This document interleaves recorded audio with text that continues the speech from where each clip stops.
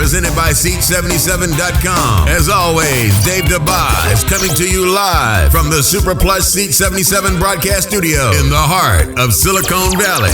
Now, Dave DeBar. North America. Thanks for tuning in to the Dave DeBar Big Show. Coming up on the Big Show, I've got Bill Belichick uttering the most awkward, and I do mean awkward, saying of all time.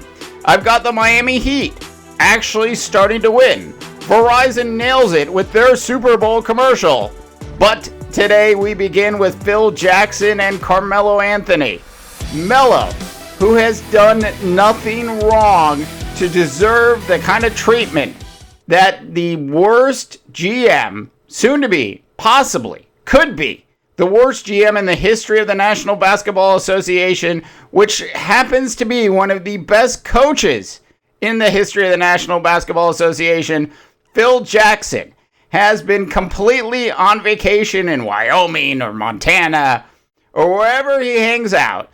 He has been disconnected from his treatment of Carmelo and his GM duties of the New York Knicks since he took over 2 years ago. So the question is, should the Knicks move Melo or should they move Phil Jackson out of the front office? And the answer is simple. If you look at how Phil Jackson has handled the last couple weeks, clearly, Phil Jackson wants to be canned. He doesn't want this gig. He just wants to retire. He just wants to be done. Wants to go hang out in Los Angeles, maybe do something for the Lakers, but that's it. He clearly does not want to be the GM of the New York Knicks.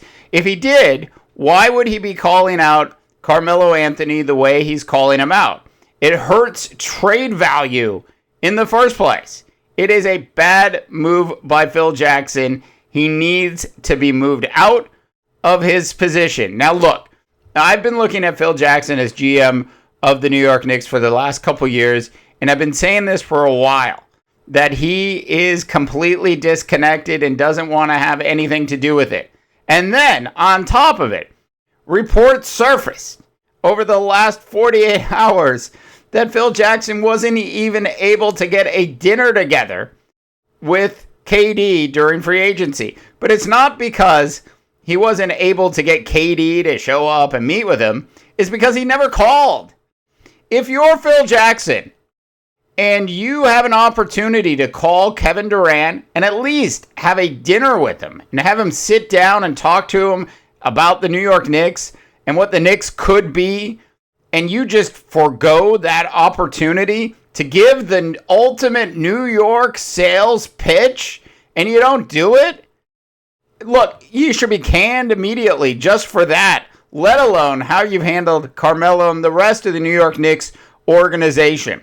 Which leads me to Pat Riley, also one of the best coaches of all time, who has done a fantastic job transitioning into a GM in the NBA. Now take a look at the Miami Heat this year. They have nobody on that roster. They barely have anybody to fill out the roster game in and game out. And the young Eric Spoelstra has put together 11 wins in a row. Look, I'm not even saying Miami's going to make the playoffs this year, but at least there's some talent on that team when you look at the gaps that Pat Riley and the Miami Heat have had to overcome so far this year. 11 wins in a row for the Miami Heat. Meanwhile, the Knicks have gone in the complete opposite direction. If you look at, Pat Riley versus Phil Jackson and their coaching careers, I mean, they're slightly different eras, but you really got to give it to Phil Jackson. I mean, look at all of those championships. But as a GM, Phil Jackson has no business being in the National Basketball Association as a GM. All right, so moving on to Verizon. And the good folks over at Verizon, they absolutely, I don't know if you saw the Super Bowl commercial, and there's been all of this stuff about how bad the Super Bowl commercials were this year. And honestly, most of them were really bad. I mean, that's That's pretty safe to say. And we talked about yesterday the brilliance of the avocado from Mexico commercial. But beyond that, I also thought that the Verizon commercial, they absolutely nailed it. It's the lady in a bathrobe. Look, anytime you do a lady in a bathrobe, that's usually a good sign, right? So it's a lady in a bathrobe eating chocolate, talking in a provocative way to a Verizon customer service rep about her overage rates. Absolutely fantastic commercial. If you have a chance, you should absolutely go check it out. All right, one last quick thing. Now, we were going to talk about Mike Pence at the Super Bowl yesterday, and we got a little behind, and we missed it. So Mike Pence is at the Super Bowl, but there's no real announcement that he's there, which I thought was pretty interesting. You would think that they would roll Mike Pence out before the start of the game. This is the new Vice President of the United States. And you would think that the NFL would want to roll him out. The fact that they didn't should say a lot to the rest of the country about how the National Football League feels about this current administration. One last note about the Super Bowl. Robert Kraft, after the game, when he was accepting the trophy, he was slurring his words. Robert had thrown down a bunch of cocktails because midway through the game, when they were down by 25, I'm sure he yelled to somebody, "Get me a vodka tonic." If that's what Mr. Kraft, he probably drinks brandy, or he probably drinks something a little stronger than that. But whatever it is that Robert Kraft drinks, he certainly had a lot of it before he had to actually figure out how to get up on that podium and accept the trophy and try not to overslur his words. Speaking of the Patriots, Bill Belichick yesterday in the Patriot parade, at the end of the parade, uttered the most awkward saying of all time. And here's Bill Belichick, right? The greatest head coach in the history of the National Football League. 5 Super Bowl championships, right? 5 Super Bowl championships, right? And he's an enigma, right? He doesn't smile, he doesn't laugh, he's not a jokester. All of those things that you've heard about with Belichick are probably not true. The fact is that if you know Belichick inside the organization, he's actually a pretty funny guy, and he's not. He doesn't put up as big a stone face as he does publicly. That being said, it was interesting to watch Belichick kind of let loose a little yesterday publicly. And how does Bill Belichick let loose publicly? With a statement that says, "No days off. No days off."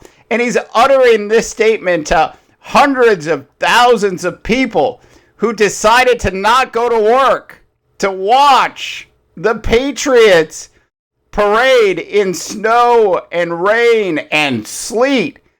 And there's Bill Belichick talking to the entire audience, the entire world, saying no days off. And all these people had taken a day off.